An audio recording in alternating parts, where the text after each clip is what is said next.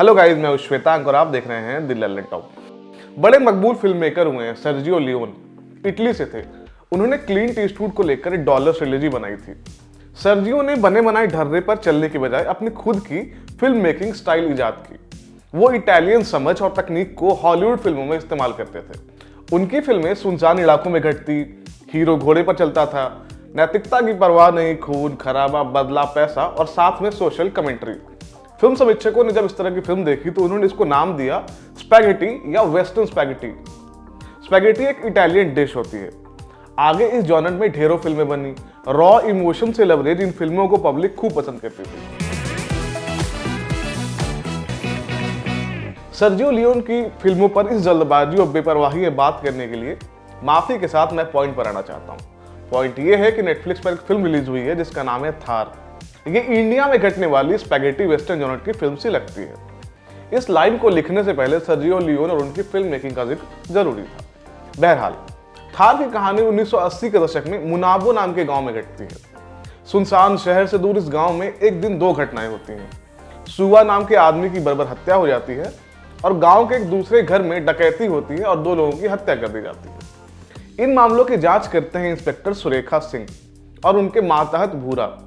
सुरेखा अपने career graph से बड़े नाखुश रहते हैं। पूरा जीवन इंस्पेक्टर बन के निकाल दिया, कभी प्रमोशन नहीं ले पाए। दूसरी तरफ गांव में एक नया आदमी आया है, उसके बारे में किसी को कुछ नहीं पता। उसके इर्द गिर्द एक मिस्ट्री वाला एलिमेंट बना हुआ है। वो शहर में अपने काम के लिए कुछ पढ़े लिखे लोग ढूंढ रहा है। उसकी तलाश पूरी होती है मुनाबा गांव के पन्ना और उसके दो दोस्तों पर। बीतते समय के साथ गांव से लोग गायब होने लगते हैं और उन लोगों को ढूंढने की जिम्मेदारी है सुरेखा की।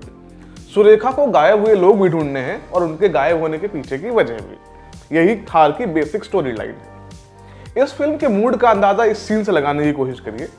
जिस गांव से लोग गायब हो रहे हैं, डर का माहौल है। वहां का इंस्पेक्टर बड़ा खुश है क्योंकि उसे लंबे समय के बाद नेताओं की सुरक्षा से इतर कुछ गंभीर पुलिसिया काम करने का मौका मिला है। उससे इसमें मजा आ रहा है। थार अपने पहले सीन से थ्रिलर वाला माहौल बनाना शुरू करती है। हर सीन उस क्लॉस्ट्रोफोबिक माहौल में कुछ ना कुछ जोड़ते हैं। आपको लगता है कि कुछ तो हो रहा है और जो हो रहा है वो मुझे जानना है। थार का फर्स्ट हाफ टाइट है, दिक्कतें इसके आगे शुरू होती हैं। जब इतने सारे बिल्डअप के बाद फिल्म खुलती है तो निराशा होती है क्योंकि इतना सारा मजमा जो है एक पतले से डोर से बंधा हुआ था। ये सब क्यों हो रहा है ये फिल्म के बताने से पहले ऑलमोस्ट आप प्रेडिक्ट कर चुके होते हैं। मगर आपको लगता है कि सिर्फ इतनी सी बात थोड़ी होगी, कुछ तो और होगा इस कहानी में। मगर ऐसा होता नहीं है। ये फिल्म बेसिक सी स्टोरी लाइन के इर्द गिर्द एक टाइट थ्रिलर बुनने की कोशिश करती है। फिल्म का हर डिपार्टमेंट उसके लिए अपना जोर लगा देता है। मगर वो सब चीजें तब काम आएंगी जब आपके पास कहने को कुछ ऐसा होगा जो किसी ने पहले नहीं कहा। थार एक वॉयलेंट फिल्म है, मगर वो हिंसा सिर्फ मानसिक रूप तक सीमित नहीं है। आपकी आंखों के सामने लिटरल खून खराबा हो रहा है, वो भी बड़े विभत्स तरीके से। मगर कभी ऐसा नहीं लगता कि फिल्म ओवरडू कर रही है। वायलेंस के अलावा फिल्म कास्ट सिस्टम, ड्रग्स और अकेलेपन जैसे मसलों को भी छूकर निकलती है। अच्छी बात यह है कि सारी चीजें कहानी में गुथी हुई हैं, अलग से जोड़ी हुई नहीं लगती। फिल्म का टेक्निकल विभाग डायरेक्टर राव सिंह चौधरी के विजन को पर्दे पर उतारने के लिए, जैसा कि हमने बताया, एडी चोटी का दम लगाता है। फिल्म की सिनेमेटोग्राफी इसमें सबसे बड़ा रोल प्ले करती है। जब फिल्म शुरू होती है तब आपको उस इलाके का बर्ड आई व्यू टूर करवाया जाता है। श्रेया दुबे का कैमरा वर्क आपको उस जगह में एक किस्म के खालीपन का भाव महसूस करवाता है। वही चीज आपको वहां में बसने वाले किरदारों में देखने को मिलती है। फिल्म में कई मौके ऐसे हैं जहां कैमरा किरदारों की आंख पर टिक जाता है। किसी आंख में निराशा है, किसी में अफसोस, तो किसी में लालसा। फिल्म की शुरुआत में आने वाले गाने को फिल्म से अलग भी सुना जा सकता है। फिल्म के कई जरूरी सीन्स ऐसे हैं जहां बैकग्राउंड स्कोर नहीं है और आपको वहां उनकी कमी नहीं लगती। थार में अनिल कपूर ने सुरेखा सिंह का रोल किया है। साथ ही अनिल इस फिल्म के प्रोड्यूसर भी हैं। मगर आपको उस आदमी के भीतर अब भी अलग और अच्छा काम करने की भूख दिखती है। वो हर फ्रेम में आपको इंप्रेस करते हैं, सरप्राइज करते हैं।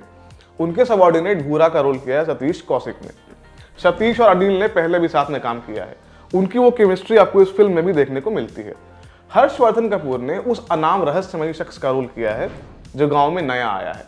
हर्षवर्धन फिल्म में अधिकतर मौकों पर ब्लैंक से एक्सप्रेशन के साथ दिखाई देते हैं। ये उनके कैरेक्टर की सॉर्ट ऑफ डिमांड रहती है। मगर हर्षवर्धन कपूर अपने करियर में जो भी काम कर रहे हैं वो रेगुलर सिनेमा नहीं है, वो कुछ अलग है। उस काम का चुनाव जाहिर तौर पर एक अच्छा संकेत है। फातिमा शना शेख ने पन्ना की पत्नी का रोल किया है। उनका एक कैरेक्टर आर्क है जो फिल्म के लिए पॉजिटिव तरीके से काम करता है। मगर इस फिल्म की सबसे तगड़ी परफॉर्मेंस है जितेंद्र जोशी की। जितेंद्र को पब्लिक सेक्रेट गेम्स के काटेकर के तौर पर जानती है। सारी एक्टिंग एक तरफ और उस आदमी का राजस्थानी लहजा एक तरफ।